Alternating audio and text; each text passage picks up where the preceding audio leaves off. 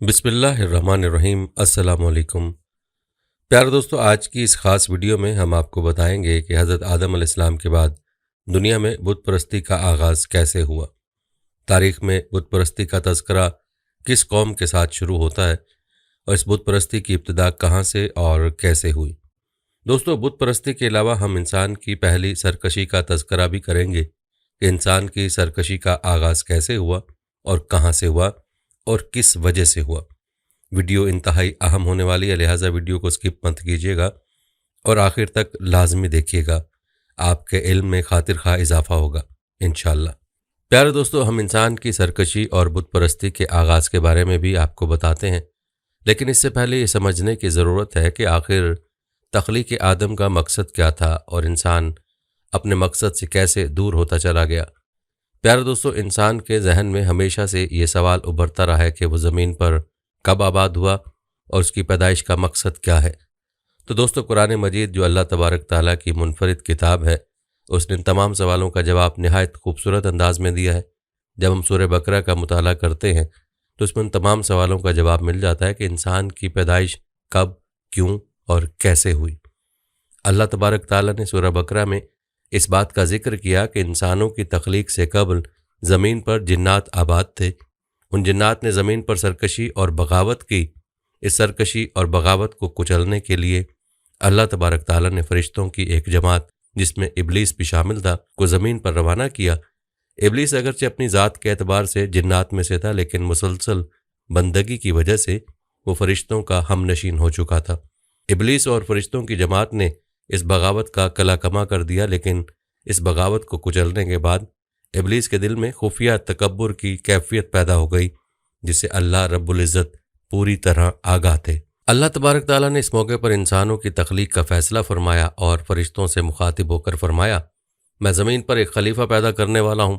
फ़रिश्ते उससे कबल ज़मीन पर जिन्नात की यूरिश को देख चुके थे, चुनाचे उन्होंने कहा, ए अल्लाह, क्या तू ज़मीन पर उसे पैदा करेगा जो खून बहाएगा और फसाद फैलाएगा, जबकि हम तेरी तकदीस व तारीफ़ में मशगूल रहते हैं। अल्लाह तबारक ताला ने कहा, जो मैं जानता हूँ वो तुम नहीं जानते। अल्लाह तबारक ताला ने इंसान को मट्टी से बनाने के बाद उसे इल्म की दौलत से बहरावर फरमाया और उसको जुमला अशिया के नामों से आगाह कर दिया। उसके बाद फ़रिश्तों और आदम अलैहिस्सलाम को जमा करके बाज़ अशिया के नामों के बारे में उनसे सवालात किए।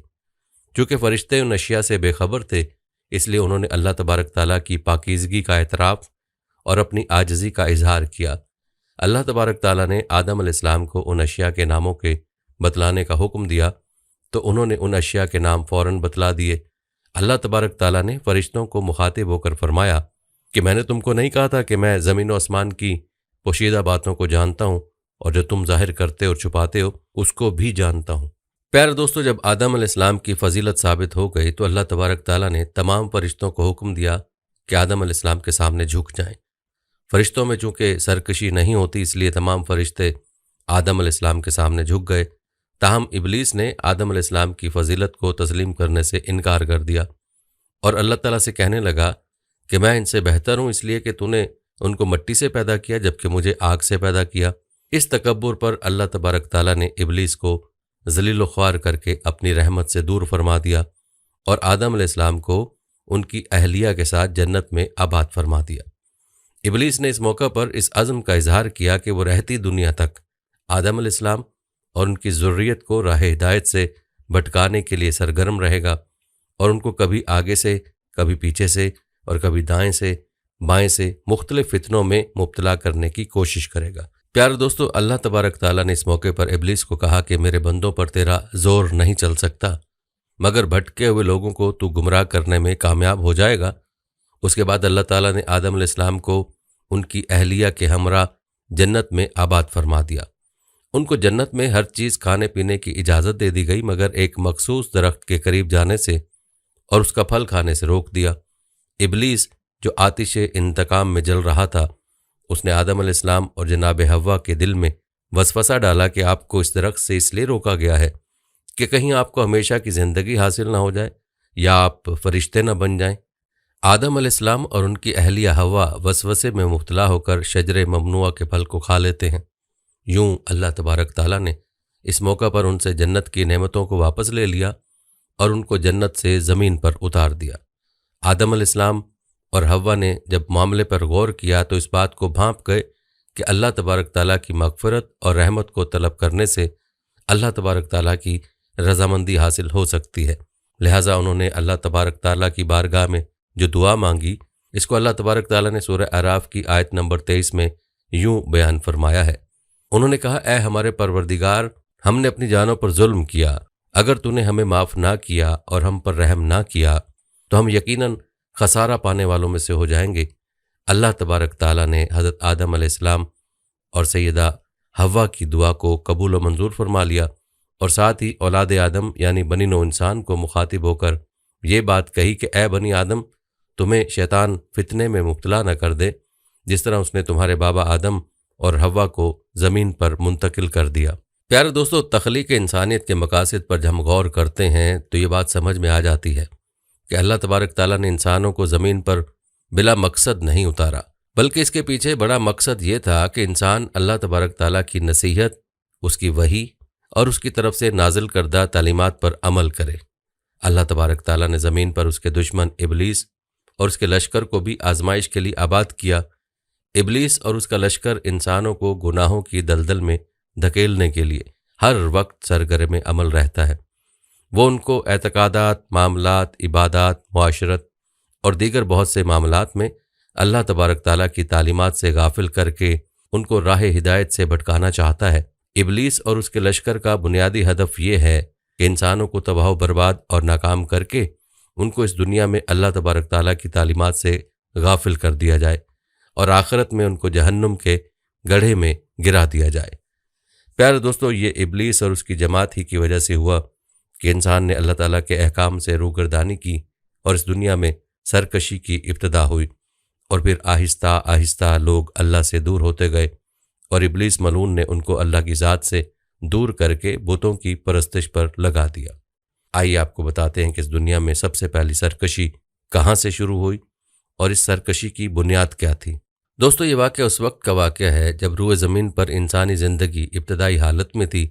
حضرت حوا کے بطن سے ایک لڑکا اور ایک لڑکی پیدا ہوتے تھے۔ ایک ساتھ پیدا ہونے والے لڑکے اور لڑکی کا نکاح دوسری مرتبہ پیدا ہونے والے لڑکے اور لڑکی کے ساتھ کر دیا جاتا تھا۔ حابیل اور قابیل یہ دونوں حضرت آدم علیہ السلام کے بیٹے ہیں۔ جب یہ جوان ہوئے تو دستور کے مطابق حضرت آدم علیہ السلام نے قابیل کا نکاح غازہ کے ساتھ، جو حابیل کے ساتھ پیدا ہوئی تھی، کرنا چاہا، تو قابیل اس بات پر رضامند نہ ہوا کیونکہ اقلیمہ غازہ کے مقابلے میں زیادہ خوبصورت تھی جو قابیل کے ساتھ پیدا ہوئی تھی۔ حضرت آدم علیہ السلام نے قابیل کو سمجھایا کہ یہ اللہ کا حکم ہے، لہٰذا تم یہ بات مان لو، اقلیمہ تمہارے ساتھ پیدا ہوئی ہے، اس لیے وہ تیری بہن ہے، اس کے ساتھ تیرا نکاح نہیں ہو سکتا۔ مگر قابیل اپنی بات پر اڑا رہا۔ بالآخر حضرت آدم علیہ السلام نے ان دونوں بھائیوں کو حکم دیا کہ تم دونوں اپنی اپنی قربانی اللہ کے حضور میں پیش کرو، جس کی قربانی مقبول ہوگی وہی اقلیمہ سے نکاح کا حقدار ہوگا۔ اس زمانے میں قربانی کی مقبولیت کی علامت یہ تھی کہ لوگ اپنی قربانیاں پہاڑ پر رکھ دیتے تھے اور آسمان سے آگ آ کر انہیں کھا جاتی تھی۔ قابیل کھیتی باڑی کرتا تھا اور حابیل جانور پالتا تھا، چنانچہ قابیل نے گندم کی بالیاں اور حابیل نے ایک خوبصورت موٹا تازہ مینڈھا قربانی کے لیے ایک پہاڑ پر رکھ دیا اور اللہ سے دعا مانگی، یا الہی ہماری قربانی کو قبول فرما۔ آسمان سے آگ آئی اور اس نے حابیل کی قربانی کو کھا لیا اور قابیل کی قربانی قبول نہیں ہوئی، جس سے قابیل کے دل میں حابیل کے لیے غصہ، حسد اور بغض پیدا ہو گیا، اور وہ حابیل سے کہنے لگا کہ میں تجھے مار ڈالوں گا کیونکہ تیری قربانی قبول ہو گئی ہے۔ حابیل نے قابیل سے کہا، اللہ تعالیٰ پرہیزگاروں کی قربانی قبول کرتا ہے، اگر تو میرے قتل کے لیے مجھ پر ہاتھ اٹھائے گا تو میں تجھ پر ہاتھ نہیں اٹھاؤں گا کیونکہ میں اللہ سے ڈرتا ہوں۔ قربانی دے کر دونوں بھائی حضرت آدم علیہ السلام کے پاس آئے۔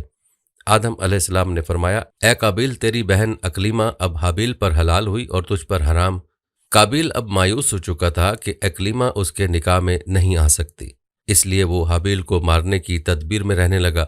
اس دوران آدم علیہ السلام جب مکہ چلے گئے تو ایک دن قابیل نے دیکھا کہ حابیل سو رہا ہے، تو سوچنے لگا کہ اسے کس طرح سے ماروں، کیونکہ اس زمانے تک کسی نے کسی کو نہیں مارا تھا۔ جب شیطان نے دیکھا کہ اسے قتل کرنے کا طریقہ نہیں آتا تو اس لعین نے ایک جانور پکڑا اور اس کا سر ایک پتھر پر رکھ کر دوسرا پتھر زور سے اس کے سر پر دے مارا، جس سے وہ جانور اسی وقت مر گیا۔ یہ ترکیب دیکھ کر قابیل نے اپنے بھائی حابیل کے ساتھ یہی کیا اور زمین پر سے ایک پتھر اٹھا کر حابیل کے سر پر دے مارا اور اپنے بے گناہ بھائی حابیل کو قتل کر دیا۔ حابیل کے قتل کے بعد قابیل یہ سوچ کر بے حد پریشان ہوا کہ اب اس لاش کا کیا کرے۔ یہ روئے زمین پر کسی انسان کا پہلا قتل تھا، کیونکہ اس سے پہلے کوئی آدمی مرا ہی نہیں تھا۔ اس لیے قابیل حیران و پریشان تھا کہ بھائی کی لاش کو کیا کروں۔ چنانچہ وہ کئی روز تک بھائی کی لاش کو اپنی پیٹھ پر لاد کر پھرتا رہا۔ اللہ تعالیٰ کو اپنے اس نیک بندے کی لاش کی بے حرمتی منظور نہ تھی، چنانچہ اس جگہ پر 2 کوے آئے اور وہاں آ کر آپس میں لڑے اور ایک نے دوسرے کو مار ڈالا۔ پھر زندہ کوے نے اپنی چونچ اور پنجوں سے زمین میں گڑھا کھودا اور اس میں اس مرے ہوئے کوے کو ڈال کر مٹی سے دبا دیا۔ کوے کو دیکھ قابیل اپنے اوپر ملامت کرنے لگا کہ میں اس کوے سے بھی گیا گزرا ہوں کہ اتنا بھی نہ کر سکا۔ اس طرح قابیل کو معلوم ہوا کہ حابیل کی لاش کو زمین میں گڑھا کھود کر دفن کر دینا چاہیے۔ چنانچہ اس نے ایک گڑھا کھود کر اس میں اپنے بھائی حابیل کی لاش کو دفن کر دیا۔ جب حضرت آدم علیہ السلام مکہ سے واپس آئے اور حابیل کو نہ پایا تو اس کو بہت تلاش کیا مگر وہ نہ ملا۔ لوگوں سے پوچھنے لگے، کسی نے جواب دیا کہ حابیل کچھ دنوں سے نامعلوم کہاں گیا ہے۔ حضرت آدم علیہ السلام نے حابیل کے صدمے میں کھانا پینا اور سونا سب ترک کر دیا اور شب و روز حابیل کے غم میں رہنے لگے۔ ایک روز آپ نے خواب کی حالت میں دیکھا کہ حابیل الغیاث الغیاث، اے پدر پکار رہا ہے۔ حضرت آدم علیہ السلام نیند سے چونک کر اٹھے اور زار زار رونے لگے۔ اسی وقت حضرت جبرائیل علیہ السلام آئے اور حضرت آدم علیہ السلام اور حضرت حوا کو حابیل کی قبر پر لے گئے۔ حضرت آدم علیہ السلام اور حضرت حوا نے قبر کھود کر حابیل کو دیکھا کہ اس کا مغز نکلا ہوا ہے اور وہ خون سے آلودہ ہو رہا ہے۔ یہ حال دیکھ کر آپ دونوں بہت روئے اور حابیل کی لاش کو ایک تابوت میں بند کر کے اپنے مکان میں لا کر دفن کر دیا۔ کہا جاتا ہے کہ اس وقت آدم علیہ السلام کے 120 بیٹے تھے، جن میں سے سوائے حابیل کے کوئی نہیں مرا تھا۔ دوستو، روایت ہے کہ جب حابیل قتل ہو گئے تو 7 دن تک زمین میں زلزلہ رہا۔ قابیل جو بہت خوبصورت تھا، بھائی کا خون بہاتے ہی اس کا چہرہ بالکل سیاہ اور بدصورت ہو گیا۔ آدم علیہ السلام نے قابیل کو اپنے دربار سے نکال دیا اور وہ یمن کی سرزمین عدن میں چلا گیا۔ وہاں ابلیس اس کے پاس آ کر کہنے لگا کہ حابیل کی قربانی کو آگ نے اس لیے کھا لیا تھا کہ وہ آگ کی پوجا کرتا تھا، لہذا تو بھی آگ کی پرستش کیا کر۔ چنانچہ قابیل پہلا شخص ہے جس نے آگ کی پرستش کی اور زمین پر یہ پہلا شخص ہے جس نے اللہ کی نافرمانی کی اور زمین پر خون ناحق کیا۔ یہ وہ پہلا مجرم ہے جو جہنم میں ڈالا جائے گا۔ حدیث میں ہے کہ زمین پر قیامت تک جو بھی خون ناحق ہوگا اس کے عذاب کا ایک حصہ بوجھ اور گناہ قابیل پر بھی ہوتا ہے، کیونکہ اس نے سب سے پہلے قتل کا طریقہ ایجاد کیا۔ قابیل کا انجام یہ ہوا کہ اس کے ایک لڑکے نے جو کہ اندھا تھا اس کو پتھر مار کر قتل کر دیا اور یہ بدبخت آگ کی پرستش کرتے ہوئے کفر و شرک کی حالت میں اپنے لڑکے کے ہاتھ مارا گیا۔ تفسیر ابن کثیر میں سے یہ واقعہ لیا گیا ہے۔ پیارے دوستو، یہ واقعہ اس دنیا پر انسانیت کی پہلی سرکشی تھی اور اللہ کے احکام سے پہلی روگردانی تھی، یا یوں کہہ لیں کہ ابلیس کی پہلی مہم تھی جو کامیاب ہوئی، اور ایک عورت کی وجہ سے ابلیس نے دنیا کا پہلا قتل کروایا۔ دوستو، یہی سرکشی دنیا میں کفر و شرک کی ابتدا بھی ثابت ہوئی اور قابیل نے اللہ کی عبادت چھوڑ کر آگ کی پرستش شروع کی اور رفتہ رفتہ اللہ تعالیٰ کے نافرمانوں میں اضافہ ہوتا چلا گیا۔ چلیے اب تاریخ کی روشنی میں آپ کو بتاتے ہیں کہ اس کائنات میں بت پرستی کا آغاز کب ہوا۔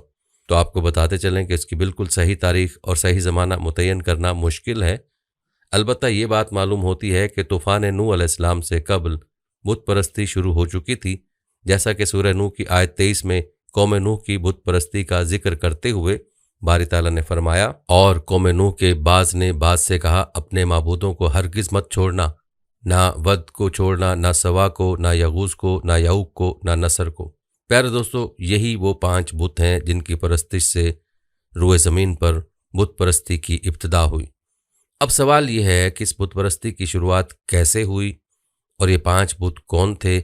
اس بارے میں اقوال مختلف ہیں۔ آئیے اس کی تفصیل جان لیتے ہیں۔ علامہ ابن جریر، علامہ بغوی، حافظ ابن عساکر اور علامہ ابن کثیر رحم اللہ کی روایت سے معلوم ہوتا ہے کہ حضرت نوح علیہ السلام کے زمانے میں 5 ولی اللہ تھے جو گزشتہ نبیوں اور حضرت نوح علیہ السلام کے دین پر قائم تھے۔ وہ تمام بزرگان دین اپنے قبیلہ اور اپنے شہر کے نہایت چہیتے اور ہر دل عزیز تھے۔ جب ان بزرگوں کا یکے بعد دیگر انتقال ہو گیا تو ان کے قبیلے اور شہر کے لوگ نہایت رنج و تکلیف میں مبتلا رہنے لگے۔ ایک روز جب اہل قبیلہ ان کی یادوں میں مغموم بیٹھے تھے تو شیطان لعین ایک بزرگ کی شکل اختیار کر کے ان کے پاس آیا اور کہا کہ تمہارے درد کی دوا میرے پاس موجود ہے۔ ان کے استفسار پر اس نے مشورہ دیا کہ اپنے 5 بزرگوں کی تصویریں بنا لو اور ان کو ان کی اجتماع گاہ میں رکھ دو۔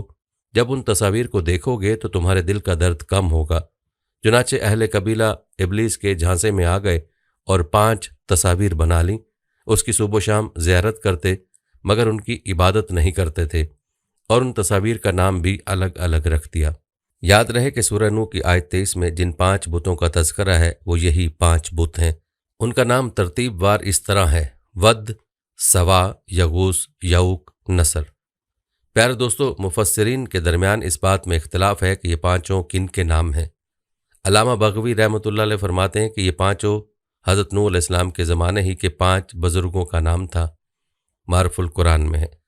اور ایک دوسری روایت سے معلوم ہوتا ہے کہ پہلا نام یعنی ود دراصل یہ حضرت شیث علیہ السلام ہی کا پہلا نام تھا اور بعد کے 4 نام انہی کے لڑکوں کا تھا۔ چنانچہ علامہ ابن کثیر نے حافظ ابن عساکر دمشقی رحمۃ اللہ علیہ کے حوالے سے لکھا ہے، وہ فرماتے ہیں حضرت عبداللہ ابن عباس رضی اللہ تعالیٰ عنہ سے منقول ہے کہ آدم علیہ السلام کے 40 بچے تھے، 20 لڑکے اور 20 لڑکیاں، جن میں ایک شیث علیہ السلام بھی تھے۔ ان کا پہلا نام ود تھا اور باقی 4 یعنی سوا، یغوث، یعوق، نصر حضرت شیث علیہ السلام کی اولاد ہیں۔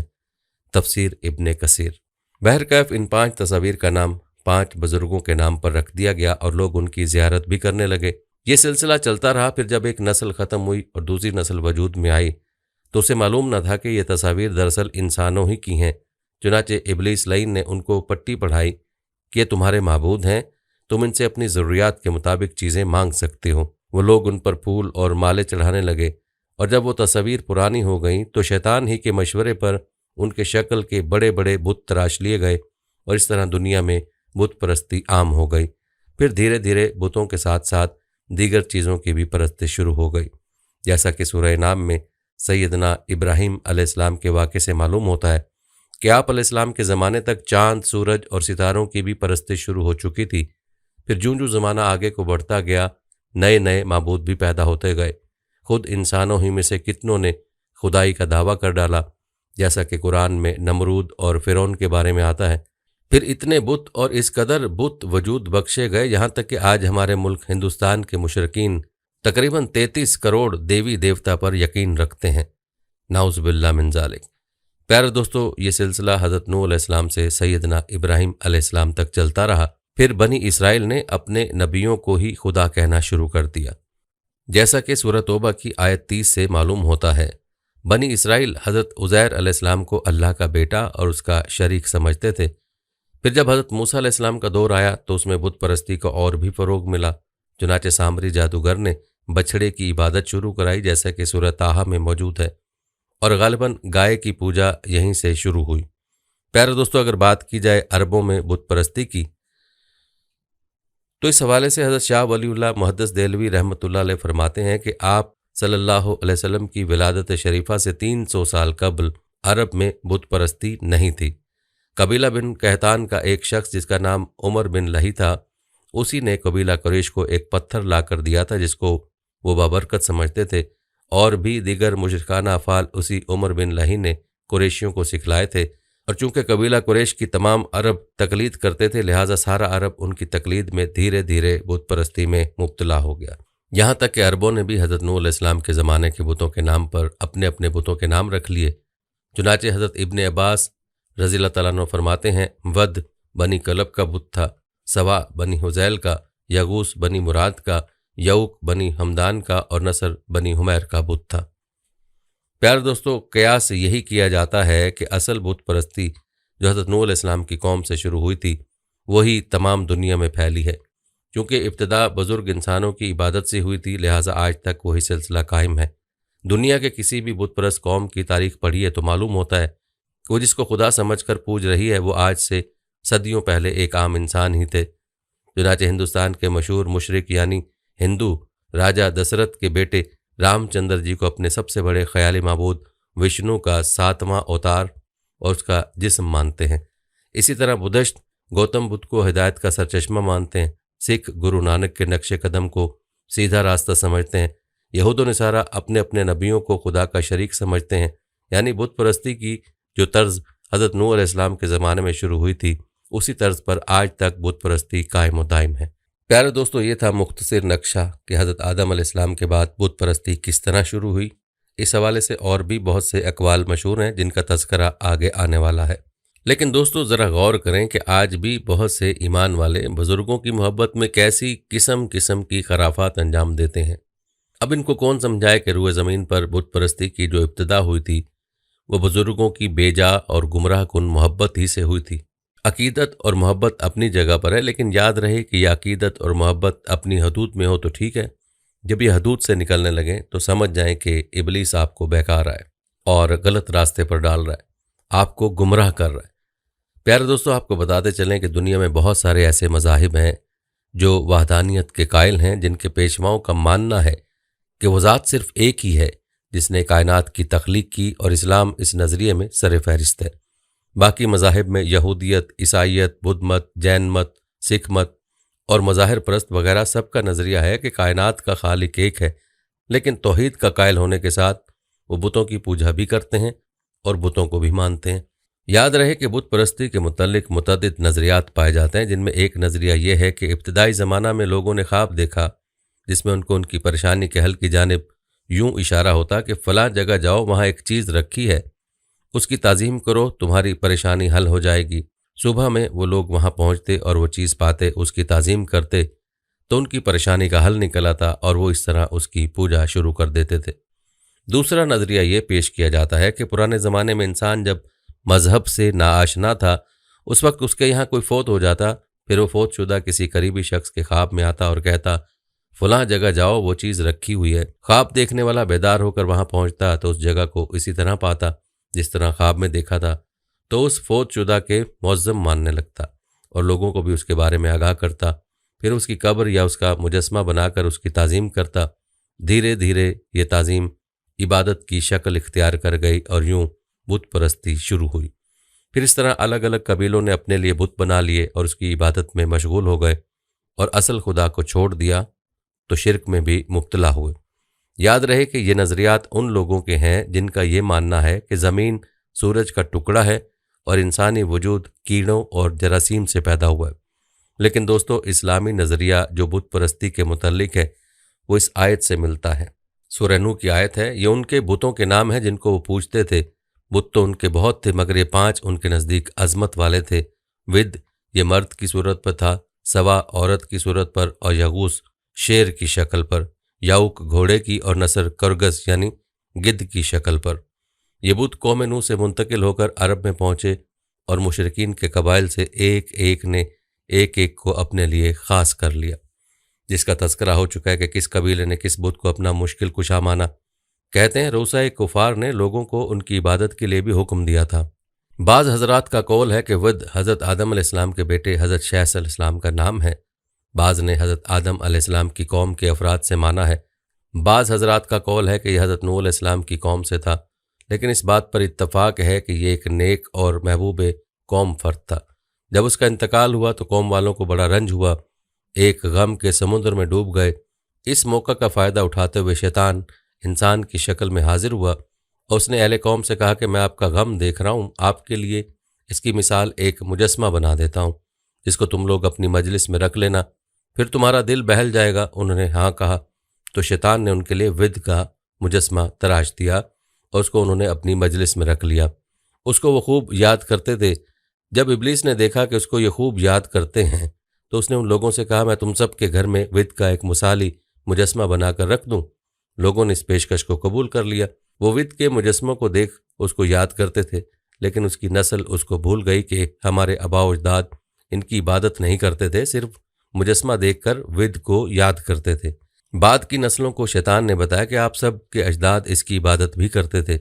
नस्ल जदीद ने उसको अबद से माबूद की तरफ मुंतकिल कर दिया और माबूद बरहक की इबादत को तर्क कर दिया। विद का बुत दुनिया में पहला बुत था जिसकी अल्लाह को छोड़कर सबसे पहले इबादत की गई थी। प्यारे दोस्तों, इस तरह दुनिया में सबसे पहले बुत परस्ती शुरू हुई थी। फिर धीरे धीरे दुनिया में नए नए इलाकाई कबायली बुत ईजाद होते गए और शिर्क का बाजार गर्म होता गया और काबा मुअज़्ज़मा तक ये सिलसिला पहुंच गया। अरब में जिसने सबसे पहले बुत परस्ती शुरू की थी उम्र बिन लहीता, जिसको आमिर के नाम से भी पुकारा जाता है, जिसका कबीला बनु खज़ा से ताल्लुक़ था, उसके मुतालिक नकल किया जाता है कि उसने मक्का में जानवरों को बुतों के नाम पर कान काट कर छोड़े थे। प्यारे दोस्तों, अरब का जिक्र बीच में ज़मनन आया है, वरना अरब का ज़माना तो बहुत बाद में शुरू होता है। बीच में कई अम्बिया के द्वार गुजरे हैं। बुत परस्ती के हवाले हज़रत इब्राहीम अलैहिस्सलाम का दौर भी मारूफ है, बल्कि आप अलैहिस्सलाम के वालिद बुत तराशते थे और फ़रोख्त करते थे। आइए आपको इब्राहीम अलैहिस्सलाम के दौर में बुत परस्ती के हवाले से बताते हैं। प्यारे दोस्तों, आज से कोई 4000 साल पहले इराक में बसने वाली कौम गुमराह हो चुकी थी। कुफ्र व शिर्क की हर बुराई उनमें मौजूद थी और बुत परस्ती का तो ये हाल था कि अपने हाथों तराशे हुए बुत उनकी इबादत, नज़र न्याज और अकीदतमंदी के मरकज़ थे। उन्हीं को वो अपना सिफारशी, मददगार, कारसाज और मलजा व मावा समझते थे और उनसे इतनी मोहब्बत रखते थे कि उनकी तरफ हर बुरी नज़र डालने वाले की आंखें निकाल सकते थे। राह हक से उनका ये गुरेज कुछ तो इनकी फितरी कजरवी की बना पर था और कुछ इस वजह से था कि एक अरसे से उनकी तरफ कोई हादी और बशीर व नज़ीर ना आया था। रही सही कसर नमरूद ने पूरी कर दी थी, जो लोगों को एक खुदा से हटाकर उन पर ज़ोर ज़बरदस्ती अपनी खुदाई का रोब जमाता था। इन हालात में अल्लाह ताला ने कौम की इस्लाह करने और राह हिदायत दिखाने के लिए उसी कौम के एक मशहूर बुत तराश और बुत परस्त आज़र के घर में हज़रत इब्राहीम अलैहिस्सलाम को पैदा फरमाकर मनसबे नबूवत से सरफराज फरमाया। दोस्तों, नबियों की ये शान होती है कि जिस इस्लाह की दावत वो दूसरों को देते हैं उस पर सबसे पहले खुद आमिल होते हैं और जब काम का आगाज़ करते हैं तो सबसे पहले अपने घर से करते हैं। ये नहीं करते कि अपने घर की आग बुझाने की बजाय दूसरे घरों की आग बुझाते फिरें। चुनांचे हज़रत इब्राहीम अलैहिस्सलाम ने शिर्क व बुत परस्ती के खिलाफ तौहीद की तालीम पूरी कौम को यूं दी। और इब्राहीम अलैहिस्सलाम को याद करो जब उन्होंने अपनी कौम से कहा कि खुदा की इबादत करो और उससे डरो, अगर तुम समझ रखते हो ये तो तुम्हारे हक में बेहतर है। तुम तो खुदा को छोड़कर बुतों को पूजते हो और तूफ़ान बांधते हो, तो जिनको तुम खुदा के सिवा पूजते हो वो तुमको रिस्क देने का इख्तियार नहीं रखते। बस खुदा ही के यहाँ से रिस्क तलब करो और उसकी इबादत करो और उसी का शुक्र करो, उसी की तरफ तुमको लौट कर जाना है। और अगर तुम मेरी तकज़ीब करो तो तुमसे पहले भी उम्मतें अपने पैगंबरों की तकज़ीब कर चुकी हैं और पैगंबर के ज़िम्मा खोल कर सुना देने के सिवा कुछ नहीं। सूरह अनकबूत में है। याद रहे कि हज़रत इब्राहीम अलैहिस्सलाम ने दावत का आगाज़ अपने घर से किया और अपने बाप आज़र से कहा, अब्बा जान, आप उन चीज़ों की इबादत क्यों करते हैं जो ना सुनती हैं और ना देखती हैं और ना आपका कोई काम बना सकती हैं। अब्बा जान, मेरे पास एक ऐसा इल्म आया है जो आपके पास नहीं। आप मेरे पीछे चलें, मैं आपको सीधा रास्ता दिखा दूंगा। अब्बा जान, आप शैतान की बंदगी ना करें, शैतान तो रहमान का नाफरमान है। अब्बा जान, मुझे डर है कि कहीं आप रहमान के अजाब में मुब्तला ना हो जाएं और शैतान के साथी बनकर ना रहें। सूरह मरियम में है।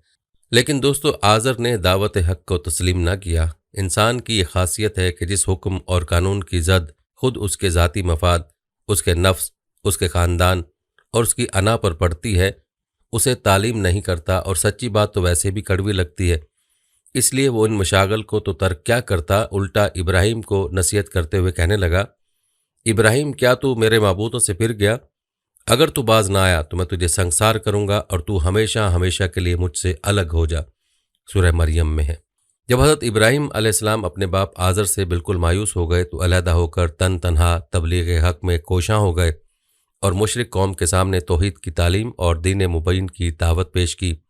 अगरचे कौम के बदतमीज़ियों का आपको सख्त मुकाबला करना पड़ा, लेकिन इसके बावजूद आपने बड़ी हाजिर दिमागी, जहानत और हुस्न बयान के साथ उन सवालात के जवाबात दिए और ऐसे ऐसे दलाइल पेश किए कि कुफार से कुछ जवाब न बन पड़ा।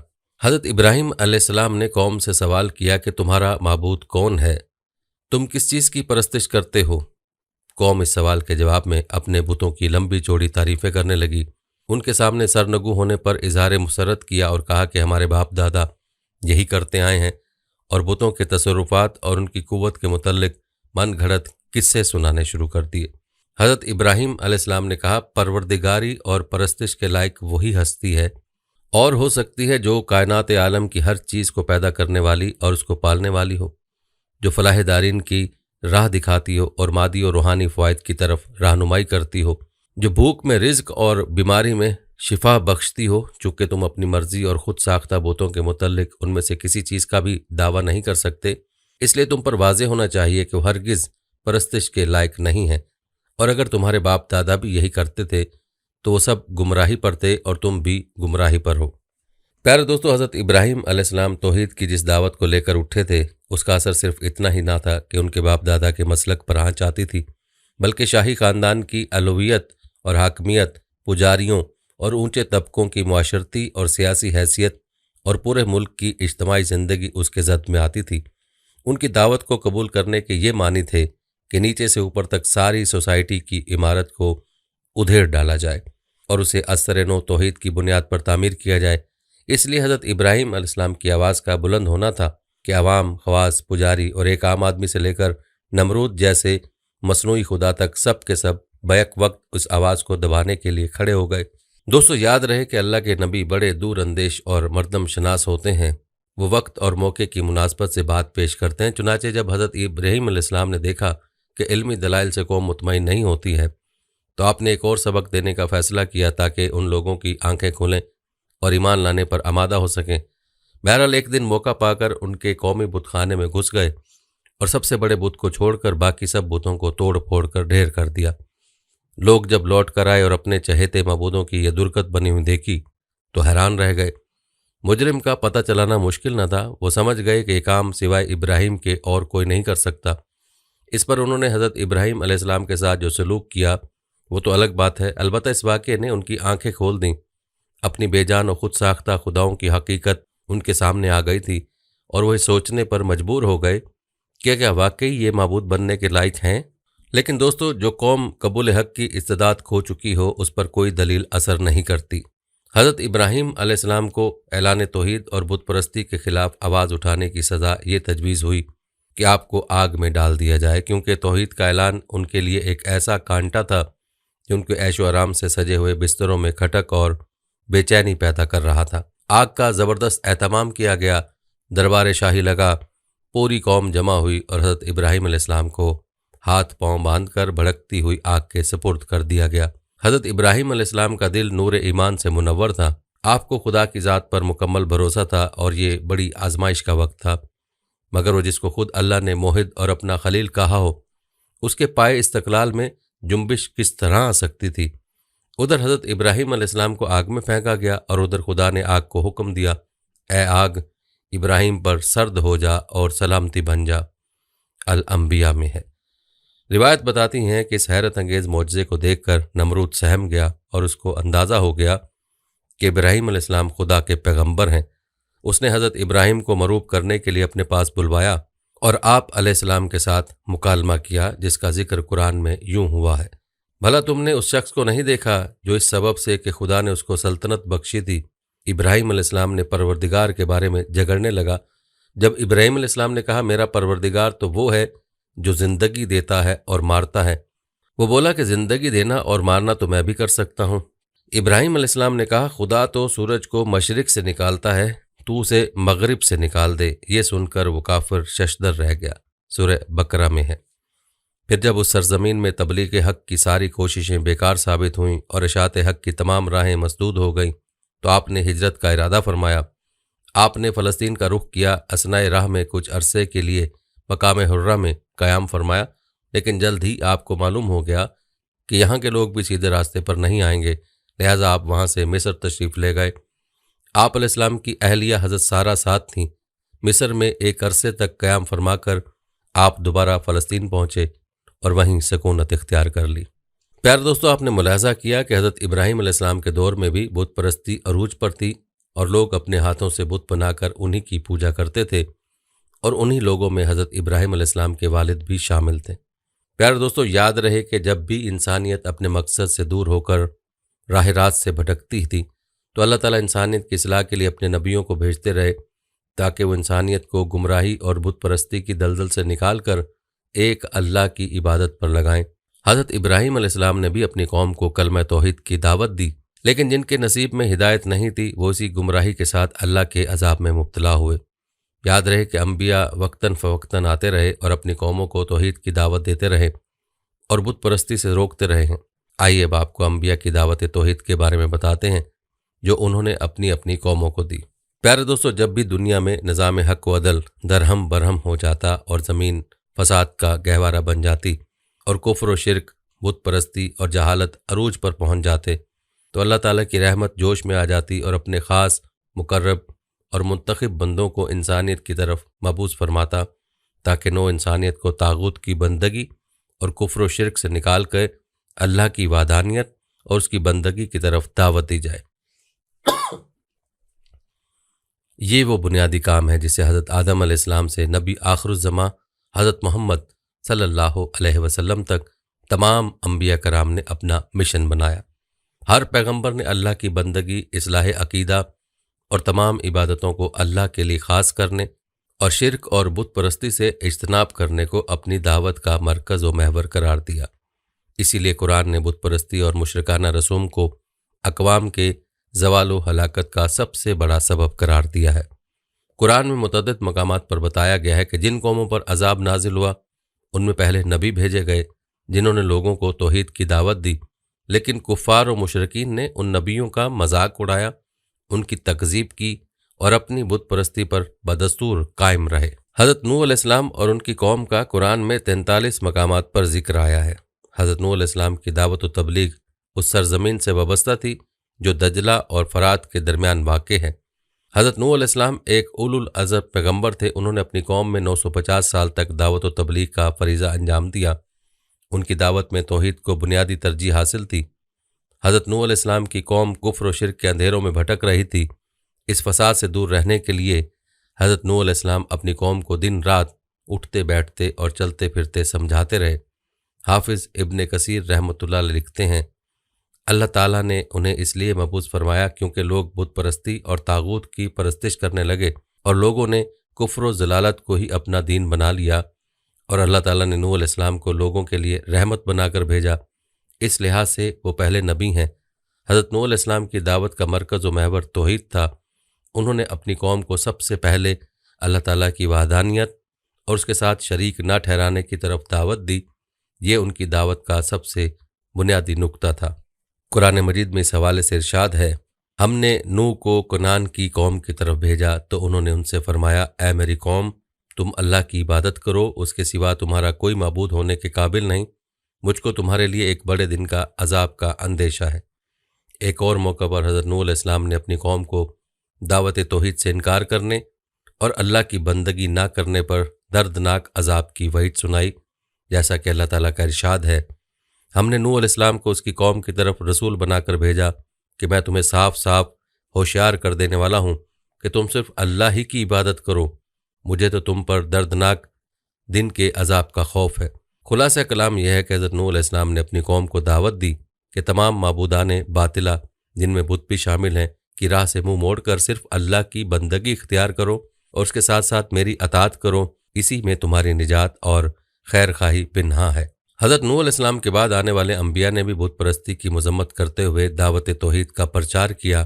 آپ علیہ السلام کے بعد حضرت ہود علیہ السلام نے قوم عاد کو اللہ کے عذاب سے ڈرایا۔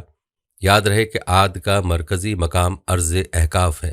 یہ حضر موت کے شمال میں اس طرح واقع ہے کہ اس کے شرق میں عمان ہے اور شمال میں ربیع الخیال۔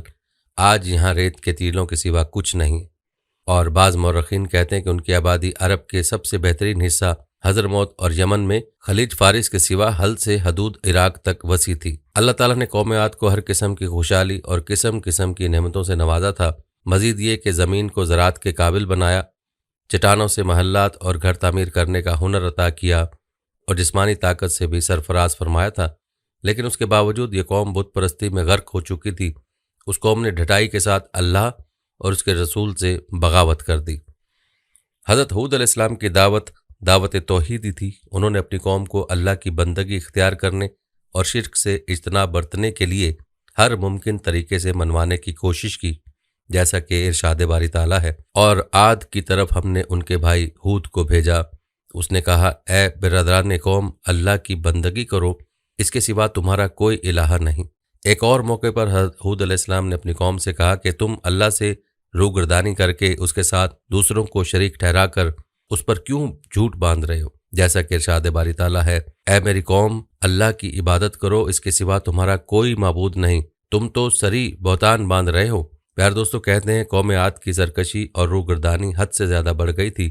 انہوں نے حضرت ہود علیہ السلام اور ان کی دعوت کا کھلے عام تمسخر اڑانا شروع کیا، اور وہ انتہائی ڈھٹائی اور تکبر کا مظاہرہ کرتے ہوئے حضرت ہود علیہ السلام سے مخاطب ہو کر کہنے لگے کہ اے ہود، تمہارے پاس کوئی سری شہادت لے کر کیوں نہیں آیا ہے؟ اور تیرے کہنے سے ہم اپنے معبودوں کو نہیں چھوڑ سکتے، اور تجھ پر ہم ایمان لانے والے نہیں ہیں۔ یہ جواب سن کر حضرت ہود علیہ السلام نے بے حد دکھ اور ناراضی کا اظہار کرتے ہوئے کہا، اور تم گواہ رہو، یہ جو اللہ کے سوا دوسروں کو تم نے الوہیت میں شریک ٹھہرا رکھا ہے، اس سے میں بیزار ہوں۔ پیارے دوستو، جب قوم عاد اپنی سرکشی اور بت پرستی سے باز نہ آئی تو پھر اللہ تعالیٰ کے عذاب نے ان کو آ لیا اور یہ قوم تباہ و برباد ہو گئی۔ اسی طرح حضرت صالح علیہ السلام نے بھی اپنی قوم سمود کو توحید کی دعوت دی۔ یاد رہے کہ قوم سمود اپنے زمانے کی ایک طاقتور قوم یعنی سپر پاور تھی۔ اس کا رہائشی علاقہ حجاز اور شام کے درمیان ہجر کا علاقہ ہے، جسے مدین صالح بھی کہا جاتا ہے۔ قوم سمود ایک خوشحال اور طاقتور قوم تھی۔ اللہ تعالیٰ نے اس قوم کو زمین کے ایک بڑے علاقے کی قیادت و سیادت عطا کی تھی، اور سرسبز و شاداب باغات اور چشموں سے بھی خوب نوازا تھا۔ لیکن ان عنایتوں کے باوجود اس قوم میں بت پرستی نمایاں تھی۔ اللہ تعالیٰ نے اس قوم پر رحمت نازل کر کے حضرت صالح علیہ السلام کو اللہ کی وحدانیت کا اقرار اور اس کی عبادت کرنے کے لیے مبعوث فرمایا۔ حضرت صالح علیہ السلام نے بھی دیگر انبیاء کرام کی طرح اپنی قوم کو توحید کی دعوت دی، لیکن اس قوم نے اللہ کے یکتا ہونے اور اس کی بندگی کرنے سے صاف انکار کیا۔ اللہ تعالیٰ نے قرآن مجید میں اس منظر کو یوں بیان کیا ہے، اور سمود کی طرف ہم نے ان کے بھائی صالح کو بھیجا، اس نے کہا، اے میری قوم کے لوگو، اللہ کی بندگی کرو، اس کے سوا تمہارا کوئی معبود نہیں ہے، وہی ہے جس نے تم کو زمین سے پیدا کیا ہے اور یہاں تم کو بسایا ہے، لہذا تم اس سے معافی چاہو اور اس کی طرف پلٹ آؤ۔ دوسری جگہ ارشاد باری تعالیٰ ہے، ہم نے سمود کی طرف ان کے بھائی صالح علیہ السلام کو بھیجا کہ تم سب اللہ کی عبادت کرو، پھر بھی وہ دو فریق بن کر آپس میں لڑنے جھگڑنے لگے۔ اور دوستو، آخرکار یہ قوم بھی اپنی سرکشیوں اور بت پرستی سے باز نہ آئی، تو اس قوم کو بھی اللہ تعالیٰ نے اپنے عذاب بھیج کر تباہ کر ڈالا۔ اسی طرح حضرت ابراہیم علیہ السلام کا تذکرہ قرآن مجید میں 49 مرتبہ آیا ہے۔ آپ علیہ السلام کو خلیل اللہ بھی کہا جاتا ہے۔ سرزمین حجاز انہی کی اولاد نے بسائی اور دعوت و تبلیغ کا مرکز بنایا۔ حضرت ابراہیم علیہ السلام عالم انسانیت کے ایک عظیم داعی گزرے ہیں۔ دنیا انسانیت کو شرک و بت پرستی سے مقابلہ کرنے اور اللہ کی وحدانیت اور اس کی بندگی کی طرف بلانا آپ کی دعوت کا نمایاں پہلو تھا، جس کا تفصیلی تذکرہ ہو چکا ہے۔ یاد رہے کہ حضرت یعقوب علیہ السلام پیغمبرانہ قوم سے تعلق رکھتے تھے اور ایک برگزیدہ پیغمبر تھے۔ ان کے والد کا نام حضرت اسحاق اور ان کے دادا کا نام ابو الانبیاء حضرت ابراہیم علیہ السلام تھا۔ حضرت یعقوب علیہ السلام کو اللہ تعالیٰ نے کنعان کی طرف بھیجا تھا۔ قرآن مجید میں ان کا تذکرہ 10 جگہ وارد ہے۔ حضرت یعقوب علیہ السلام نے اپنی پوری زندگی دعوت دین کی راہ میں گزار دی۔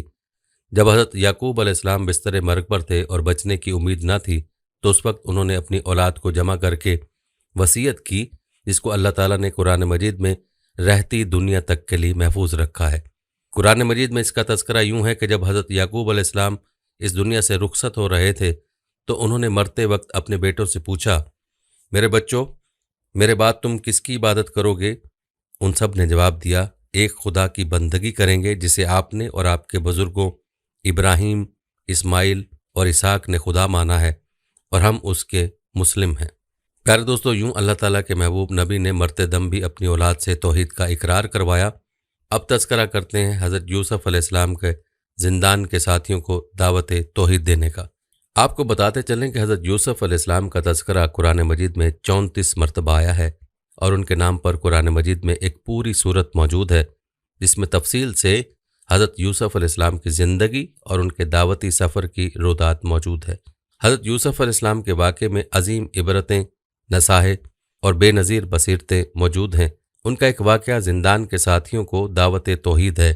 جب حکومت وقت نے انہیں قید خانے میں ڈال دیا تو وہاں انہوں نے اپنے 2 ساتھیوں کو، جو ایک طویل عرصے سے جیل میں مقید چلے آ رہے تھے، دعوت توحید دی اور انہیں معبود برحق اور اس کے خالق ہونے کے متعلق تفکر و تدبر کرنے اور عقل سے کام لینے پر ابھارا۔ قرآن مجید میں اس کی تفصیل یوں ہے۔ سورہ یوسف میں اے میرے قید خانے کے ساتھیو، تم خود ہی سوچو کہ بہت سے متفرق رب بہتر ہیں یا وہ ایک اللہ جو سب پر غالب ہے۔ اس کو چھوڑ کر تم جن کی بندگی کر رہے ہو وہ اس کے سوا کچھ نہیں ہے کہ بس چند نام ہیں جو تم نے اور تمہارے آباء و اجداد نے رکھ لی ہیں۔ اللہ تعالیٰ نے اس کی کوئی دلیل نازل نہیں کی، فرما روائی صرف اللہ تعالیٰ کی ہے، اس کا حکم ہے کہ خود اس کے سوا تم کسی کی بندگی نہ کرو۔ پیار دوستو، اس واقعے سے پتہ چلتا ہے کہ حضرت یوسف علیہ السلام نے دعوت توحید کے ضمن میں کوئی بھی موقع ہاتھ سے جانے نہیں دیا، بلکہ وہ اس کے لیے ہر وقت مواقع نکالتے رہتے تھے اور لوگوں کو اللہ کے علاوہ بتوں کی عبادت سے منع فرماتے تھے۔ اب تذکرہ کرتے ہیں حضرت شعیب علیہ السلام اور اہل مدین کا۔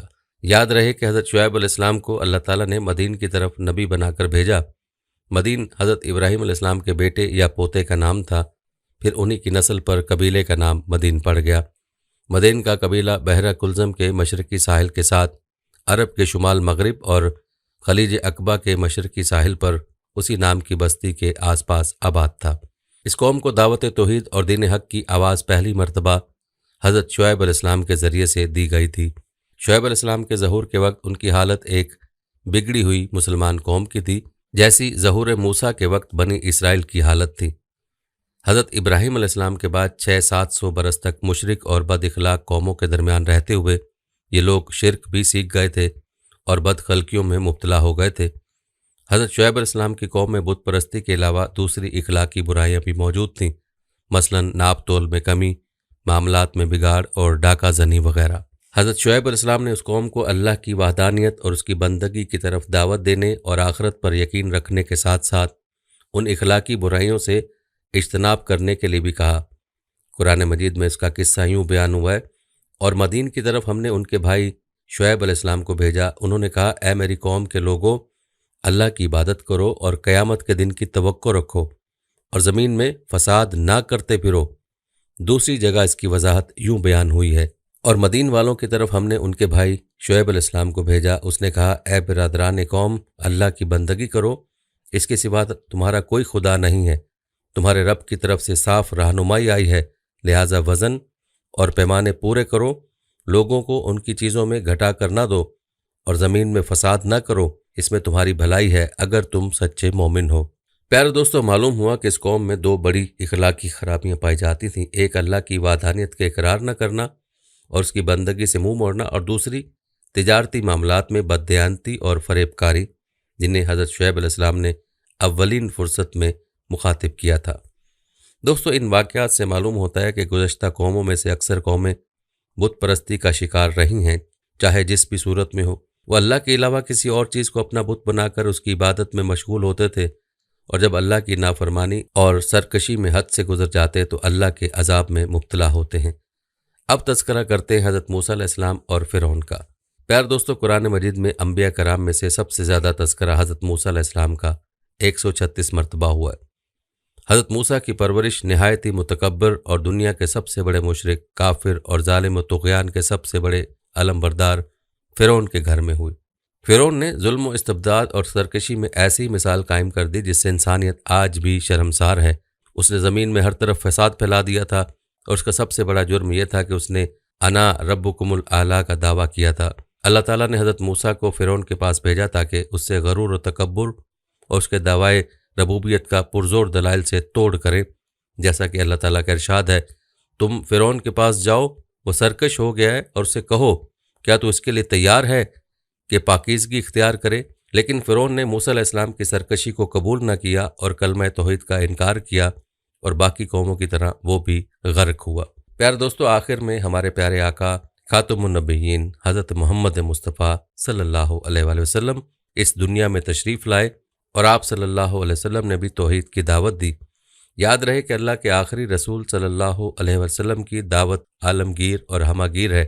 سابق انبیاء کرام کی دعوت اپنی اپنی قوم اور علاقے تک محدود ہوتی تھی، جبکہ نبی کریم صلی اللہ علیہ وسلم کی دعوت قیامت تک آنے والے انسانوں کے لیے ہے۔ آپ صلی اللہ علیہ وسلم کی دعوت توحید کے بارے میں ارشاد باری تعالیٰ ہے، الاعراف میں ہے، اے محمد کہہ دو اے انسانوں، میں تم سب کی طرف اس الہ واحد کے پیغمبر ہوں جو زمین اور آسمانوں کی بادشاہی کا مالک ہے، اس کے سوا کوئی الہ نہیں ہے، وہی زندگی بخشتا ہے اور وہی موت دیتا ہے، بس ایمان لاؤ اللہ پر اور اس کے بھیجے ہوئے نبی امی پر۔ جب یہ آیت نازل ہوئی تو اللہ کے رسول صلی اللہ علیہ وسلم کوہ صفا پر چڑھ گئے اور یا صبا کہہ کر پکارنے لگے۔ یہ کلمہ عرب کی سرزمین پر اس وقت بولا جاتا تھا جب دشمن اچانک حملہ اور غارت گری کر دے۔ اس پکار کے ذریعے سے قوم کو خبردار کیا جاتا تھا۔ یہ پکار سن کر جب قریش کے لوگ جمع ہو گئے تو آپ صلی اللہ علیہ وسلم نے ان سے مخاطب ہو کر فرمایا، اگر میں تم سے کہوں کہ اس پہاڑ کے عقب میں دشمن کا ایک لشکر موجود ہے جو تم پر حملہ آور ہونا چاہتا ہے، کیا تم یقین کر لو گے؟ سب نے کہا ہاں، یقیناً ہم تصدیق کریں گے، کیونکہ آپ صلی اللہ علیہ وسلم کو ہمیشہ سے ہم نے سچ بولتے ہوئے دیکھا ہے۔ آپ صلی اللہ علیہ وآلہ وسلم نے فرمایا، مجھے اللہ نے نذیر بنا کر بھیجا ہے، میں تمہیں ایک سخت عذاب سے ڈراتا ہوں۔ آپ نے سبھی قبیلوں کا نام لے کر صدا لگائی، اے بنی کعب اپنے آپ کو دوزخ سے بچاؤ، اے بنو مرہ بن کعب اپنے آپ کو دوزخ سے بچاؤ، اے بنو عبد شمس اپنے آپ کو دوزخ سے بچاؤ، اے عبد المطلب اپنے آپ کو دوزخ سے بچاؤ، میں اللہ کے ہاں تمہارے کوئی کام نہیں آ سکوں گا۔ دوسری روایت میں یہ بھی آیا ہے کہ موت کے بعد تمہیں خدا کے سامنے حاضر ہونا ہے، بس تم شرک سے باز آ جاؤ۔ پیارے دوستو، خیر خواہی کا تقاضا ہے کہ جو بات سب سے اہم ہو اس کو انسان اپنے قریبی ساتھی، دوست اور رشتہ دار کو باخبر کرے۔ اس خیر خواہی کی بنیاد پر اللہ کے رسول صلی اللہ علیہ وسلم نے سب سے پہلے اپنے رشتہ داروں کو اللہ کی بندگی اختیار کرنے کی دعوت دی، کیونکہ تعلق کے خاطر اور رشتہ داری کی بنیاد پر وہ اس کے زیادہ مستحق تھے کہ ان تک دعوت حق پہنچائی جائے۔ اللہ کے آخری رسول حضرت محمد صلی اللہ علیہ وسلم نے دعوت کا آغاز عقیدہ توحید، اللہ کی خالص بندگی اور تقوی کی زندگی اختیار کرنے سے کیا تھا۔ آپ صلی اللہ علیہ وسلم کو اللہ کی طرف سے یہ حکم ملا کہ اے نبی، یہ کتاب ہم نے تمہاری طرف برحق نازل کی ہے، لہذا تم اللہ ہی کی بندگی کرو، دین کو اسی کے لیے خالص کرتے ہوئے۔ پیارے دوستو، نبی کریم صلی اللہ علیہ وسلم نے اپنی 23 سالہ دعوتی سفر میں ہر فرد اور ہر قبیلے تک اللہ کا پیغام پہنچایا، اور آپ صلی اللہ علیہ وسلم کی دعوت کا موضوع زیادہ تر عقیدہ توحید، اللہ کی خالص بندگی اور طاغوت سے بیزاری کی طرف تھا۔ مثلا آپ صلی اللہ علیہ وسلم نے ایک قبیلے کو دعوت دیتے ہوئے فرمایا، اے بنی فلاں، میں تمہاری طرف اللہ کا بھیجا ہوا رسول ہوں۔ اللہ تعالیٰ تمہیں حکم دیتا ہے کہ تم اس کی عبادت کرو اور کسی کو اس کے ساتھ شریک نہ ٹھہراؤ، اور اللہ تعالیٰ کے سوا تم تمام معبودوں کو چھوڑ دو۔ یاد رہے کہ یہاں اللہ کے سوا جن معبودوں کا ذکر ہے ان میں عربوں کی بت بھی شامل ہیں۔ پہلے بھی ذکر ہوا تھا کہ بنو خزاعہ کے سردار عمرو بن لہی نے ملک شام کے سفر کے دوران لوگوں کو بتوں کی پوجا کرتے پایا۔ کیونکہ یہ انبیاء کرام کی سرزمین تھی، لہٰذا عمرو نے یہ عمل برحق جانا، لہٰذا وہ اپنے ساتھ حبل بت لے آیا اور اسے خانہ کعبہ کے اندر نصب کر دیا۔ کیونکہ عمرو بن لہی کو دینی پیشوا مانا جاتا تھا، لہٰذا اہل مکہ اور پھر بقیہ عرب باشندگان نے بت پرستی اختیار کر لی۔ یوں عرب بتوں کو خدا کے برگزیدہ بندے اور اس کے تحت کام کرنے والے قرار دے کر ان کی عبادت کرنے لگے۔ وہ ان سے مرادیں مانگتے اور سمجھتے کہ وہ خدا ہی کی طرح ان کے مددگار ہیں۔ کہتے ہیں حبل انسان کی شکل میں تھا، اس کو اہل مکہ سب سے بڑا اور اہم بت سمجھنے لگے۔ حبل کا دائیں ہاتھ ٹوٹا ہوا تھا، قریش مکہ نے وہ سونے کا بنوا کر لگا دیا۔ حبل کے علاوہ عرب کے قدیم بتوں میں سے منات ہے، یہ مشلل میں رکھا گیا تھا۔ پھر طائف میں لات اور اس کے بعد وادی نخلا میں عزا نامی بت وجود میں آیا۔ یہ تینوں عرب کے بڑے بت تھے۔ اس کے بعد حجاز کے ہر خطے میں بت اور بت پرستی اور شرک نے قدم جما لیے، اور یوں بتوں کی تعداد میں اضافہ ہوتا چلا گیا۔ اور یہی وجہ ہے کہ وہ وقت بھی آیا کہ جب مسجد حرام میں بیت اللہ کے گرد 360 بت رکھے گئے تھے، اور ان بتوں کو فتح مکہ کے موقع پر پاش پاش کر دیا گیا تھا۔ پیارے دوستو، مسلمانوں کے لیے ضروری ہے کہ وہ عقیدہ توحید پر کاربند رہے اور خود کو کسی بھی طرح کے شرک سے محفوظ رکھے۔ یاد رہے کہ بتوں کو پوجنا بھی شرک ہے، اور اللہ کے علاوہ کسی بھی چیز کی پرستش کرنا شرک اور کفر میں شامل ہے۔ اللہ کے علاوہ جو کچھ ہے وہ اللہ کا غیر ہے، اور اللہ کے غیر کو اللہ کا شریک بنانا شرک ہے۔ اللہ تعالیٰ سے دعا ہے کہ اللہ تعالیٰ ہمیں ہر طرح کے شرک سے محفوظ رکھے، آمین۔ دوستو، جانے سے پہلے ہماری آج کی اس ویڈیو کو شیئر ضرور کیجیے گا۔ پیارے دوستو، ہم یہ امید کرتے ہیں کہ آپ کو ہماری آج کی ویڈیو ضرور پسند آئی ہوگی۔ اگر آپ کو ہماری آج کی یہ ویڈیو پسند آئی ہے تو سب سے پہلے تو اس کو لائک کریں اور اپنی رائے کا اظہار کمنٹ سیکشن میں لازمی کریں۔ آخر میں آپ سے ایک بار پھر درخواست ہے کہ آپ ہمارے چینل کو ضرور سبسکرائب کر لیں اور ساتھ ہی لگے گھنٹی کے بٹن کو بھی کلک کریں تاکہ آپ کے پاس ہمارے آنے والی مزید ویڈیوز کا نوٹیفیکیشن بر وقت ملتا رہے۔ اللہ تعالیٰ آپ کو اپنی حفظ و امان میں رکھے، آمین۔